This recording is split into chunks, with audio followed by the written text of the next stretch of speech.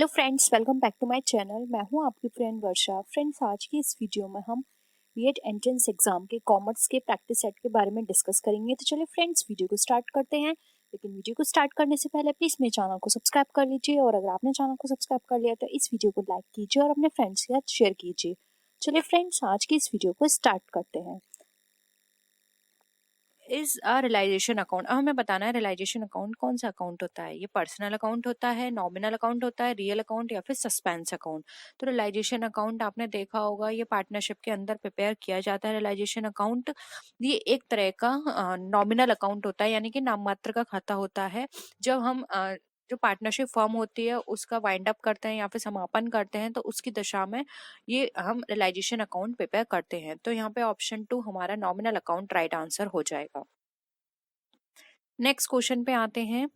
Payment to creditors result, यानी कि जो भी पेमेंट किया जाता है क्रेडिटर्स को, वो क्या रिजल्ट करता है, यानी कि उससे क्या डिसीजन या फिर हम बोल सकते हैं उससे क्या रिजल्ट निकल कर आता है। इंक्रीज इन टोटल असेट्स, यानी टोटल असेट्स में इंक्रीज हो जाता है, डिक्रीज हो जाती है टोटल असेट्स, इंक्रीज हो जाती है टोटल लायबिलिटीज, या फिर reduction in total liabilities and total assets. तो देखिए यहाँ पर हम बात कर रहे हैं पेमेंट की, तो ऑप्शन डी यहाँ पे हमारा बिल्कुल करेक्ट होगा। क्योंकि जब हम क्रेडिटर्स को पेमेंट करते हैं तो हमारी लाइबिलिटीज तो कम होती हैं, साथ में हमारी एसेट्स भी कम हो जाती है। क्योंकि जब आप क्रेडिटर्स को पेमेंट करेंगे तो आपके पास से क्या जाएगा, कैश। और कैश कहाँ शो किया जाता है, ये शो किया जाता है हमारा असेट साइड में। तो जब हम कैश अपना थोड़ा जब हम उसको पेमेंट करेंगे तो कैश हमारा कम हो जाएगा, तो हमारी टोटल असेट्स में भी कमी आएगी और लाइबिलिटीज भी हमारी कम हो रही है तो उसमें भी कमी आएगी। इसलिए यहाँ पे ऑप्शन डी हमारा करेक्ट आंसर है। नेक्स्ट क्वेश्चन पे आते हैं। Who was the person who first publish the principles और डबल अकाउंटिंग सिस्टम, यानी कि वो कौन सा पर्सन है जिसने फर्स्ट टाइम पब्लिश किया था डबल अकाउंटिंग सिस्टम के प्रिंसिपल्स को। Lucas Pacioli, Alfred Marshall, S W Taylor या फिर हेनरी फ्यूल।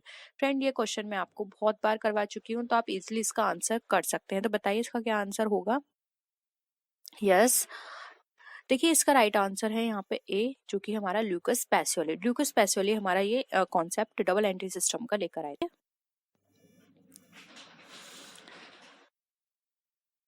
नेक्स्ट है which of the following is not a trade deal. अब इसमें से कौन सा ट्रेड डील नहीं है, आपको वो बताना है। अभी आपने क्वेश्चन किया था कॉमर्शियल एक्टिविटी का, ये उसी से रिलेटेड है, बस थोड़ा क्वेश्चन घुमा दिया है, ठीक है।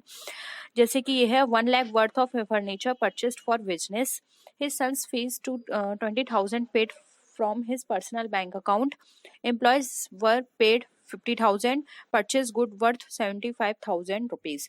अब देखिए यहाँ पर ट्रेड डील की बात की जा रही है, बतानी है हमें किसमें नहीं है। तो देखिए उसने फर्नीचर खरीदा परचेस के लिए, वो सॉरी फर्नीचर खरीदा उसने अपने बिजनेस पर्पस के लिए, डेली बिजनेस एक्टिविटी की बात है यानी ट्रेड की। एम्प्लॉय को पेड कर रहा है, ये भी बिजनेस एक्टिविटी की बात है। परचेस करा है उसने अपने बिजनेस के लिए कोई भी माल 75,000 रुपए का, ये भी बिजनेस एक्टिविटी की बात है। हमें यहाँ पे बताना है नहीं है, तो देखिए यहाँ पर हमारा 2 राइट आंसर हो जाएगा। उसने अपने बच्चे की फीस दी है अपने पर्सनल अकाउंट से, इसमें कोई भी ट्रेडिंग एक्टिविटी नहीं हो रही है, इसलिए यहाँ पे ऑप्शन 2 हमारा राइट आंसर हो जाएगा, ठीक है। नेक्स्ट आते हैं। The basic principle of accounting applies to debit granting credit. अब इसका जो लेखांकन का जो मूल सिद्धांत पाने वाला डेबिट देने वाला क्रेडिट लागू होता है, वो कहाँ लागू होता है, प्रॉफिट एंड लॉस अकाउंट में, in real account, in personal account, in cash account. तो देखिए पाने वाला डेबिट और पैन सॉरी जो पाने वाला है डेबिट और देने वाला क्रेडिट है, वो अगर हम बात करें नियम की तो वो लागू होता है हमारा पर्सनल अकाउंट में। ये रूल हमारे पर्सनल अकाउंट के अंदर है। इस तरह के क्वेश्चंस भी बहुत आते हैं, तो प्लीज आप गोल्डन रूल्स जरूर पढ़ लीजिएगा अकाउंटिंग के, ठीक है। नेक्स्ट है अगेन उसी तरह का एक क्वेश्चन है, लेकिन यहाँ पे जो ऑप्शंस हैं वो अलग हैं, ठीक है। Which of the following is not a trade deal. अब आपको ट्रेड डील अगेन बतानी है। Bought ₹10,000 furniture for business, employ salary 6,000 paid, boys fees 5,000 paid for his personal bank account and 2,000 paid for boys fees by trade. अब देखिए यहाँ पर बात की जा रही है, ये दोनों ही ऑप्शन यहाँ पर ये तो आपने देख लिया कि ए भी नहीं हो सकता और बी भी नहीं हो सकता। अब यहाँ पर आपको थोड़ा सा कंफ्यूजन होगा ऑप्शन 3 एंड ऑप्शन 4 से। तो देखिए यहाँ पर आप इस तरह से इसको समझ सकते हैं कि यहाँ पर जो पे की जा रही है फीस वो ट्रेड के द्वारा की जा रही है, और यहाँ पे जो पे की जा रही है वो पर्सनल यूज से की जा रही है। अब ट्रेड के द्वारा की जा रही है फीस, तो देखिए यहाँ पर अगर हम बात करें तो सौदा हो रहा है, क्योंकि यहाँ पर क्या है, वो उसने बिजनेस पर्पस से बिजनेस का जो भी अमाउंट था वहां के थ्रू उसका पेमेंट किया है, जबकि दूसरे में उसने कहाँ से किया, अपने पर्सनल अकाउंट से। तो यहाँ पे अगेन राइट आंसर हो जाएगा 3, और 3 जो है वो ट्रेड डील नहीं है, बाकी फर्स्ट, सेकेंड एंड फोर्थ हमारे ऑप्शन ट्रेड डील के अंतर्गत आते हैं। ठीक है, नेक्स्ट क्वेश्चन पे आते हैं। और प्लीज अगर आपको वीडियो पसंद आ रही है तो वीडियो को लाइक भी जरूर कीजिए, शेयर कीजिए, और अपने फ्रेंड्स के साथ इस वीडियो को शेयर कीजिएगा, जिससे कि उनकी भी प्रिपरेशन अच्छे से हो जाए। ठीक है, स्टार्ट करते हैं। नेक्स्ट है हमारा क्वेश्चन, कैपिटल अकाउंट है। अब जो हमारा कैपिटल अकाउंट है वो किस नेचर का अकाउंट होता है, पर्सनल है, एक्चुअल है, अनरियल है, या फिर नन ऑफ द एप्रोप्रिएट, यानी कि इनमें से कोई भी सही नहीं है। तो यहाँ पर हम देखें तो पर्सनल अकाउंट हमारा किसको बता रहा है, ये एक पर्सन को रिप्रेजेंट कर रहा है, एक संस्था की में जो भी इन्वेस्ट किया गया है उसको रिप्रेजेंट कर रहा है। तो यहाँ पर ये पर्सनल अकाउंट राइट आंसर हो जाएगा, ऑप्शन ए यहाँ पे हमारा करेक्ट आंसर है। नेक्स्ट क्वेश्चन पे आते हैं, डुअल अकाउंटिंग सिस्टम स्टार्टेड, यानी कि दोहरा लेखा प्रणाली होती है वो कब स्टार्ट की गई थी, यानी कहाँ, इंडिया में, इटली, इंग्लैंड, या फिर नन ऑफ दीज। तो डबल अकाउंटिंग सिस्टम की बात करें तो ये स्टार्ट की गई थी हमारी इटली में। ठीक है, किसके द्वारा, ल्यूकस पैसियोली के द्वारा 1494 में। ठीक है, नेक्स्ट आते हैं, the property account is debited to the original price of the assets in the buyer's books and the total interest amount is debited. अब यहाँ पर ये क्वेश्चन पूछा जा रहा है कि जो भी धनराशि से कौन सा अकाउंट डेबिट किया जाएगा। यहाँ friend interest account is debited, यहाँ पर ना स्पेस है, यानी कि ये फिलिंदा ब्लैंक है, ये आपको फिल करना है। तो देखिए यहाँ पर जो डेबिट हुआ है ओरिजिनल प्राइस से क्या हुआ है, प्रॉपर्टी अकाउंट। अब ये बात की गई है बायर की बुक में, और टोटल इंटरेस्ट अमाउंट जो है वो किस अकाउंट के थ्रू डेबिट किया जाएगा, आपको इस फिलिंदा ब्लैंक में फिल करना है। इंटरेस्ट अकाउंट के नाम से, इंटरेस्ट डाउट अकाउंट के नाम से, सेलर्स अकाउंट के नाम से, या फिर ऑल अप्रोप्रिएट। तो देखिए यहाँ पर इसका राइट आंसर हो जाएगा ऑप्शन नंबर 2, जो कि है हमारा इंटरेस्ट डाउट अकाउंट। क्योंकि अभी हमें यहाँ पर पता नहीं है, इसलिए यहाँ पे इंटरेस्ट डाउट अकाउंट के नाम से हम इसको डेबिट कर देंगे। ठीक है, नेक्स्ट है, which of the following is not a movable property. अब इसमें से कौन सा मूवेबल प्रॉपर्टी नहीं है, तो आप इजिली बता सकते हैं।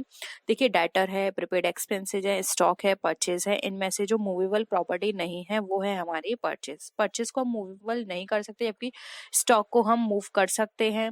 प्रीपेड एक्सपेंसेस भी हमारे मूव हो सकते हैं, डेटर्स भी मूव हो सकते। डेटर किस तरह से मूव होंगे, आप इन डेटर्स को कहीं और ट्रांसफर कर सकते हैं, किसी और पर्सन के थ्रू ट्रांसफर करवा सकते हैं। ठीक है, यानी कि इसका जो अमाउंट है वो कोई और भी ले सकता है, उससे आप ले सकते हैं। तो इस तरह से मूवेबल हो सकते हैं, लेकिन परचेज मूव नहीं हो सकती। ठीक है, तो यहाँ पे ऑप्शन 4 हमारा यहाँ पे राइट आंसर हो जाएगा। नेक्स्ट क्वेश्चन है, which of the following is not a commercial activity. अब इसमें से आपको बताना है क्या कॉमर्शियल, यानी कि जो व्यापारिक गतिविधियां होती हैं, क्रियाएं होती हैं, वो नहीं है। A person earns 500 profits by selling his old TV, यानी कि एक पर्सन ने 500 रुपए का प्रॉफिट कमाया अपनी पुरानी टीवी को बेचकर। Actions of an insurance company, एक इंश्योरेंस कंपनी के एक्शंस या फिर क्रियाएं। रनिंग अ प्रोविजन स्टोर, या फिर cooking and selling in a hotel. तो इसमें हम बात करें तो देखिए यहाँ पर जो हमारी एक्टिविटी नहीं है, जिसको हम कॉमर्शियल एक्टिविटी की बात कर रहे हैं, वो एक्टिविटी नहीं है क्या, ए, क्योंकि ये डेली बेसिस का काम नहीं है। देखिए इंश्योरेंस कंपनी में एक्शंस किए जाएंगे डेली बेसिस पर, running a provision store daily basis पर हो रहा है, cooking and selling in hotel ये भी डेली बेसिस पर हो रहा है। कॉमर्शियल एक्टिविटी में ये सबसे इंपॉर्टेंट पार्ट होता है कि आप कोई भी एक्टिविटी कर रहे हैं वो डेली बेसिस पे होना चाहिए। अब टीवी वो उसने एक दिन बेची है, वो डेली अपनी ओल्ड टीवी नहीं बेचेगा। अगर वो डेली यही काम करता है तो वो उसका बिजनेस बन जाएगा। ठीक है, तो यहाँ पे ऑप्शन ए हमारा यहाँ पे राइट आंसर हो जाएगा। आई होप आपको सारे क्वेश्चंस क्लियर हो रहे होंगे, और प्लीज वीडियो अगर आपको अच्छी लग रही है तो लाइक कीजिए, चैनल को सब्सक्राइब कीजिए अभी तक नहीं किया है तो प्लीज प्लीज प्लीज, और अपने फ्रेंड्स के साथ भी जरूर शेयर कीजिए। स्टार्ट करते हैं। देखिए नेक्स्ट है, डेबिट इक्वल्स क्रेडिट, यानी कि डेबिट जो है वो क्रेडिट के इक्वल होता है। अब आपको बताना है किन किन कंडीशंस में। समटाइम्स ट्रू इन अकाउंटिंग, यानी कि कभी कभी ये सही होता है अकाउंटिंग के अंदर, sometimes wrong in accounting, always true in accounting, या फिर ट्रू अंडर स्पेशल सर्कमस्टांसेस। तो यहाँ पर हम बात करें तो देखिए ये हम सबको पता है कि डबल एंट्री सिस्टम अकाउंटिंग के अंदर फॉलो किया जाता है, और डबल एंट्री सिस्टम ये बात करता है कि हमारे जो ट्रांजेक्शन्स हैं वो टू ट्रांजेक्शन्स होंगे, यानी कि सभी डेबिट का क्रेडिट होगा और सभी क्रेडिट का डेबिट होगा, यानी कि कोई भी क्रेडिट या कोई भी डेबिट अकेले नहीं होगा, ये दोनों एंट्रियां साथ होंगी, debit side and credit side. इसलिए जो ऑलवेज ट्रू इन अकाउंटिंग हमारा ऑप्शन यहाँ पे करेक्ट होगा। Every debit has credit and every credit has debit. ठीक है, ये बस कॉन्सेप्ट आप याद रखिए। ठीक है, नेक्स्ट क्वेश्चन है डबल अकाउंटिंग मीन्स। अब डबल अकाउंटिंग का क्या मतलब होता है आपको ये बताना है। Every merchant transaction has two side, two accounts are created for all transactions, या फिर write all business transaction twice, या फिर ऑल ऑफ द अबव। तो देखिए यहाँ पर बात की जा रही है डबल अकाउंटिंग सिस्टम की। मैंने अभी आपको बताया डबल अकाउंटिंग सिस्टम में क्या होता है, डेबिट और क्रेडिट दोनों जगह ट्रांजेक्शन्स या फिर जो रिकॉर्डिंग होती है वो की जाती है। तो यहाँ पे टू साइड्स वाला ऑप्शन जो है वो हमारा करेक्ट आंसर होगा। Every merchant transaction has two side. इसको दो बार नहीं लिखा जाता, दो बार अकाउंट नहीं क्रिएट किए जाते, तो ये दोनों हमारे ऑप्शंस गलत हैं। तो ऑप्शन 11 वो सॉरी 1 हमारा राइट आंसर हो जाएगा। Are the users of accounting information, यानी कि जो अकाउंटिंग इन्फॉर्मेशन होती है उसका यूजर कौन होता है, यानी कि कौन उसको यूज करता है। एक ओनर, फाइनेंशियल इंस्टीट्यूशन, बैंक्स, यानी ऑल ऑफ द अबव। तो यहाँ पर अगर हम बात करें तो देखिए अकाउंटिंग इन्फॉर्मेशन हर फील्ड में यूज की जाती है, यानी कि जहाँ पर आप अकाउंटिंग कर रहे हैं, अकाउंट्स बना रहे हैं, और अकाउंट्स भी हर जगह यूज किए जाते हैं। फिर चाहे बैंक हो, बैंक के अंदर भी ट्रांजेक्शन्स होते हैं तो उनका रिकॉर्ड किया जाता है। अगर किसी बिजनेस की बात की जाए तो उसके अंदर जो भी ट्रांजेक्शन्स होंगे उसका रिकॉर्ड किया जाएगा। इवन अगर आप देखते हैं कि कोई घर मतलब किसी घर में हम अब कोई ट्रांजेक्शन्स करते हैं, बाजार से कुछ परचेस करके लाते हैं, तो उसका भी हम रिकॉर्ड रखते हैं। वैसे कहने को वो रिकॉर्ड हमारे काम नहीं आते हैं, क्योंकि वो रिकॉर्ड किसी को बाहर शो नहीं किए जाते, लेकिन ये वाले रिकॉर्ड शो करना जरूरी होता है, क्योंकि यहाँ पर पब्लिक का पैसा लगा होता है, वो कंपनी के अंदर इन्वेस्ट करते हैं। लेकिन ये आपको एक समझाने के तौर पर था कि कोई भी सेक्टर हो, कोई भी फील्ड हो, ट्रांजेक्शन्स हर जगह होते हैं और उनका रिकॉर्ड किया जाता है। तो हम ये नहीं कह सकते कि ये सिर्फ इसके लिए यूजफुल है या इसके लिए यूजफुल है, वो सबके लिए यूजफुल होते हैं। इसलिए इसके according owners, financial institution, banks, इन सभी के लिए यूजफुल रहेगी अकाउंटिंग इन्फॉर्मेशन। इसलिए ऑप्शन डी यानी कि 4 हमारा राइट आंसर हो जाएगा, all of the above. I hope ये क्वेश्चन आपको क्लियर हुआ होगा। नेक्स्ट क्वेश्चन पे आते हैं। कैपिटल ऑफ बिजनेस इज, यानी कि जो बिजनेस की कैपिटल है वो क्या है।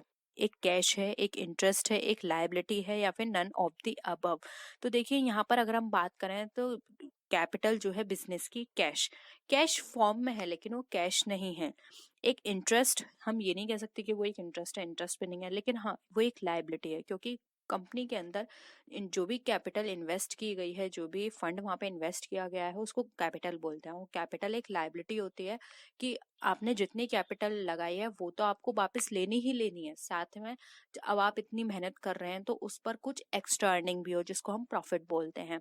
तो यानी कि जो आपने लगाया है उतना पैसा आपको मिले, या फिर जैसे कि आपने एक और कॉन्सेप्ट पढ़ा होगा कि बिजनेस एंटिटी जो है वो बिल्कुल सेपरेट होती है, सेपरेट एंटिटी होती है, यानी कि ओनर और बिजनेस दोनों अलग अलग होते हैं। यानी और ओनर अगर कोई वहां से विड्रॉल भी करता है तो उसका वो पेमेंट करता है, ठीक है।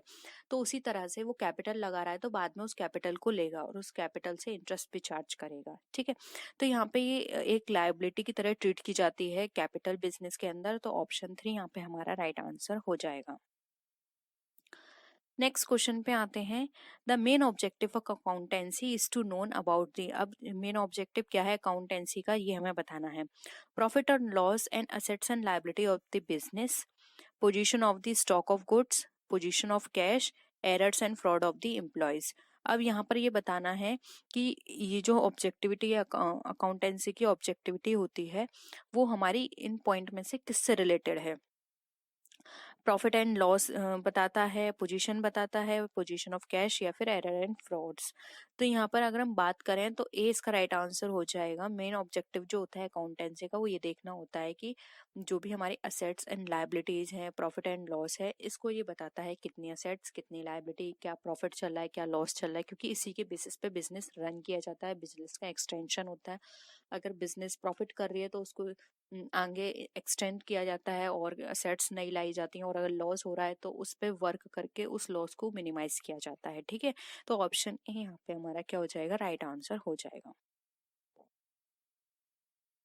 नेक्स्ट आते हैं, accounting standard 6 related to depreciation is recommended for use bye.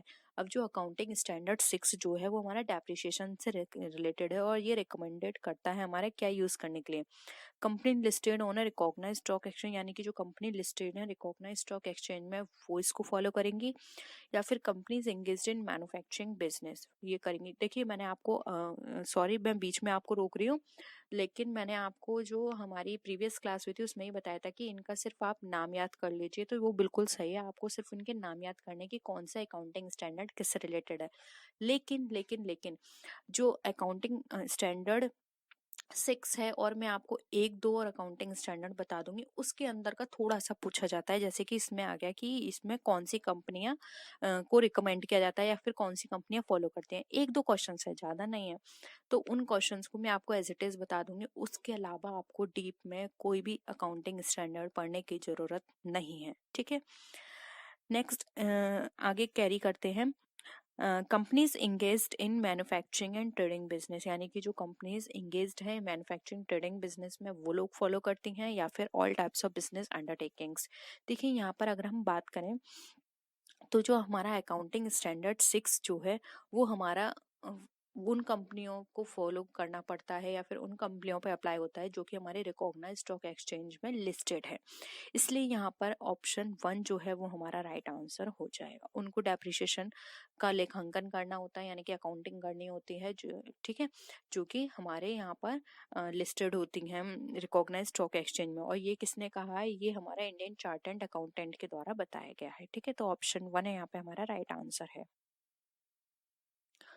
Next question पे आते हैं, the definition of accounting will bring into mind out the following function. अब जो डेफिनेशन है हमारे अकाउंटिंग की उससे हमारे कौन कौन से फंक्शंस निकल के आते हैं, यानी कि जब हम डेफिनेशन पढ़ते हैं अकाउंटिंग की, classifying, interpreting, recording and summarising. तो देखिए यहाँ पर सबसे आपको उसको सीरियल वाइज लगाना है और ये आपके नीचे ऑप्शंस दिए हुए हैं, तो इसके अकॉर्डिंग आप देख लीजिए।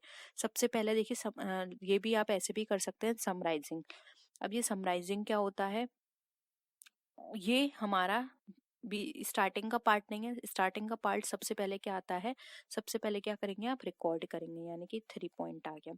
रिकॉर्ड के बाद क्या करेंगे, जो भी आपने रिकॉर्ड किया उसको फर्दर क्लासिफाई करेंगे, जैसे कि रिकॉर्डिंग क्या हो गई जर्नल में, क्लासिफाई आप किसके अंदर करेंगे, लेजर के अंदर, तो यानी कि 1 आ गया। इसके बाद क्या करेंगे आप उसको समराइज करेंगे, यानी कि फिर आ गया आपका 4। ठीक है, समराइज कर लिया, फिर आप क्या करेंगे, इंटरप्रेट करेंगे, यानी कि उससे रिजल्ट निकालेंगे, तो ये आपका कितने निकल कर आ गया 2।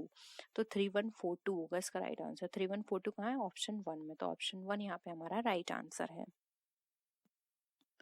नेक्स्ट क्वेश्चन पे आते हैं, Indian accounting standard 10 is related to. अब जो इंडियन अकाउंटिंग स्टैंडर्ड 10 है वो हमारा किससे रिलेटेड है, वैल्यूएशन ऑफ इन्वेंट्रीज करा चुकी हूँ, accounting for government grants, depreciation accounting, accounting for fix asset. देखिए इनमें से मैंने 2 तो मैं आपको ऑलरेडी क्वेश्चंस करा चुकी हूँ, तो वो आपको पता होंगे। अब आपको 2 एंड 4 में से चूज करना है कि अकाउंटिंग स्टैंडर्ड 10 हमारा किस पे रिलेटेड है। ठीक है, तो देखिए यहाँ पर अगर हम बात करें, देखिए इन्वेंट्रीज किससे रिलेटेड है, 2 से। गवर्नमेंट ग्रांट्स ये हमारा किससे रिलेटेड है, अभी मैं आपको बताऊंगी। डेप्रिसिएशन हमारा 6 से है, तो देखिए अकाउंटिंग फॉर गवर्नमेंट ग्रांट्स ये हमारा 12 से रिलेटेड है, और अकाउंटिंग फॉर फिक्स एसेट ये हमारा 10 से रिलेटेड है। ठीक है, तो इसका answer option D right answer हो जाएगा। अकाउंटिंग फॉर फिक्स एसेट्स हमारा अकाउंटिंग स्टैंडर्ड 10 पे फॉलो होता है। नेक्स्ट है, the objective of a business organisation do not include. अब बिजनेस ऑर्गेनाइजेशन का जो ऑब्जेक्टिव है उसमें क्या क्या इंक्लूड नहीं किया जाता, maximisation of total investment, maximisation of profit, maximisation of sales या फिर सर्वाइवल। अब देखिए यहाँ पर अगर हम बात करें तो जो हम सब ने इसकी डेफिनेशन पढ़ी है बिजनेस ऑर्गेनाइजेशन की, जिससे हमें ऑब्जेक्टिव्स मिलते हैं। तो देखिए यहाँ पर बात की जा रही है मैक्सिमाइजेशन ऑफ प्रॉफिट की, ये बिल्कुल सही है। मैक्सिमाइजेशन ऑफ प्रॉफिट की बात की जाती है बिजनेस ऑर्गेनाइजेशन के अंदर, मैक्सिमाइजेशन ऑफ सेल की भी बात की जाती है, और यहाँ पे सर्वाइवल की भी बात की जाती है। लेकिन यहाँ पे मैक्सिमाइजेशन ऑफ टोटल इन्वेस्टमेंट की बात नहीं की जाती, क्योंकि टोटल इन्वेस्टमेंट में को मैक्सिमाइज करने से कोई फायदा नहीं है। प्रॉफिट को मैक्सिमाइज करने से क्या होता है, वो ज़्यादा से ज़्यादा बिजनेस हमारा ग्रोथ करेगा। सेल मैक्सिमाइज करने से प्रॉफिट ज़्यादा होगा। सर्वाइवल से क्या होगा कि कुछ कंपनीज ऐसी होती हैं जो अच्छा अर्न नहीं कर पाती हैं, तो उनके लिए कॉन्सेप्ट कौन सा फॉलो किया जाता है, सर्वाइवल का। यानी कि वो इतना तो अर्न कर लें कि वो सर्वाइव कर पाए मार्केट के अंदर, जो भी अदर कॉम्पिटिटर्स हैं उनके सामने वो सर्वाइव कर पाए, उस तरह की सिचुएशन उनके साथ फॉलो होती है। तो यहाँ पे जो बिजनेस ऑर्गेनाइजेशन का जो ऑब्जेक्टिव फॉलो नहीं होगा वो होगा option number 1, maximisation of total investment. I hope यहाँ तक आपको प्लीज़ ये क्वेश्चन समझ में आ रहे होंगे, और क्वेश्चन समझ में आ रहे हैं तो प्लीज़ वीडियो को लाइक कीजिए, अपने फ्रेंड्स के साथ जरूर शेयर कीजिए प्लीज़। स्टार्ट करते हैं next question. Accounting standard in India prescribed bye. अब जो अकाउंटिंग स्टैंडर्ड है इंडिया में वो किसके द्वारा प्रिस्क्राइब किया गया है? Securities and exchange board of India, company law board, institute of cost and work accounting, या फिर institute of chartered accountant of India. तो देखिए securities and exchange board of India ये हमारी किसके बारे में बात करता है, ये स्टॉक एक्सचेंज से रिलेटेड होता है। कंपनी लॉ बोर्ड हमारे कंपनी से रिलेटेड नियम बताता है। कॉस्ट एंड वर्क अकाउंटेंट्स भी हमारे जो हमारे डिफरेंट रूल्स आते हैं किसी भी चीज को कोई भी कौन ये कोई भी हम ट्रीटमेंट करते हैं या फिर कोई भी टेक्निक्स हम यूज करते हैं कंट्रोलिंग में, कोई भी ऐसा फॉलो करते हैं कोई भी मेथड, वहां पर ये बताते हैं। चार्टर्ड अकाउंटेंट हमारे अकाउंटेंसी से रिलेटेड रूल्स को बताते हैं।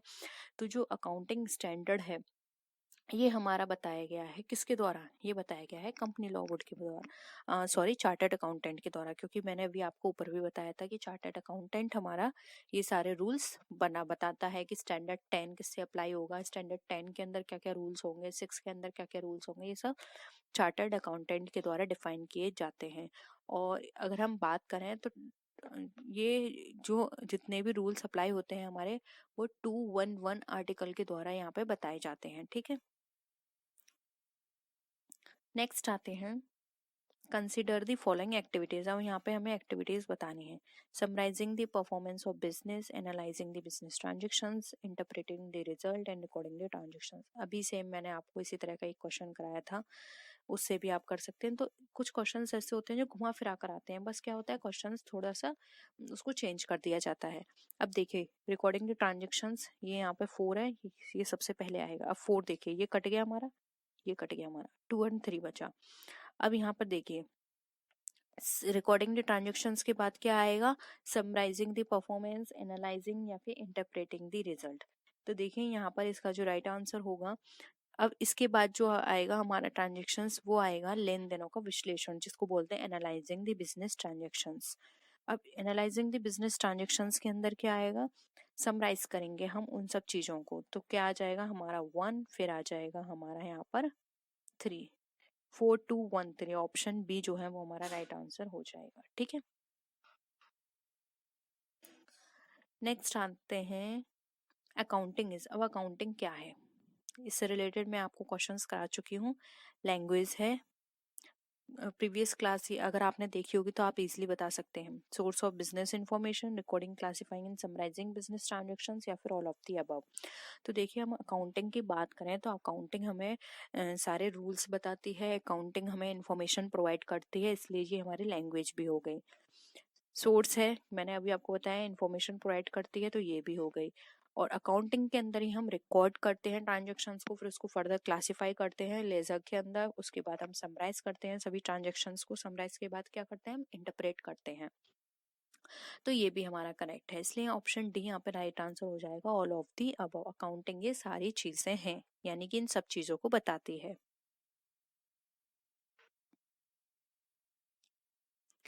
नेक्स्ट है the chartered act the chartered accountant act was passed in.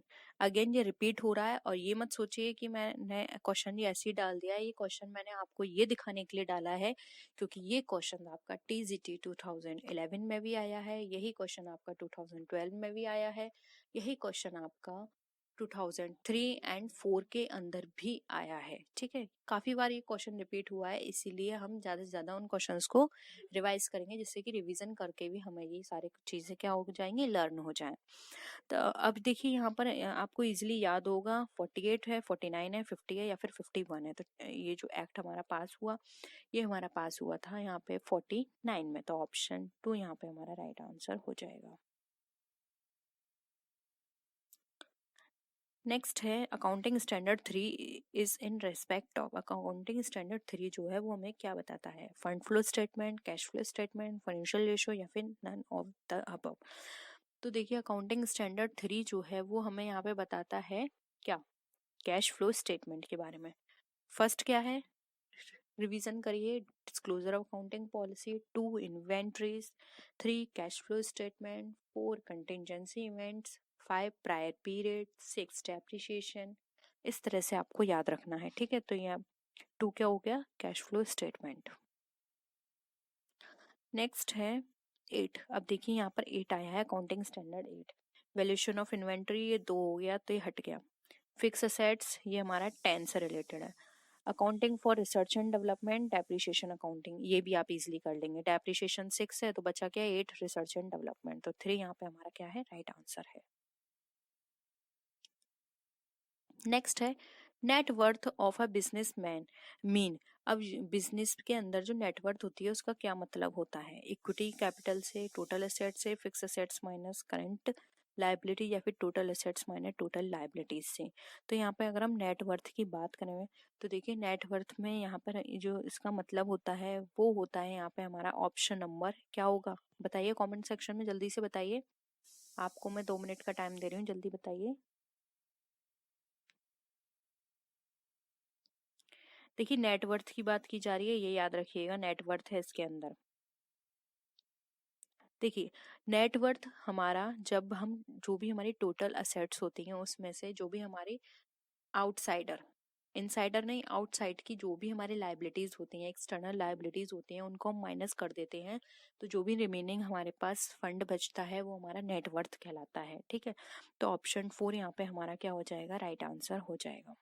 तो फ्रेंड्स ये थी आज की वीडियो। आई होप आपको आज के क्वेश्चंस पसंद आए होंगे। अगर वीडियो पसंद आए तो वीडियो को लाइक कीजिए, अपने फ्रेंड्स के साथ शेयर कीजिए, और किसी भी तरह की कोई भी क्वेरी हो या आप सजेशन देना चाहते हैं तो आप नीचे कमेंट सेक्शन में लिख सकते हैं। तो फ्रेंड्स नेक्स्ट वीडियो में हम फिर मिलते हैं और भी अच्छी वीडियोस के साथ, तब तक के लिए बाय बाय।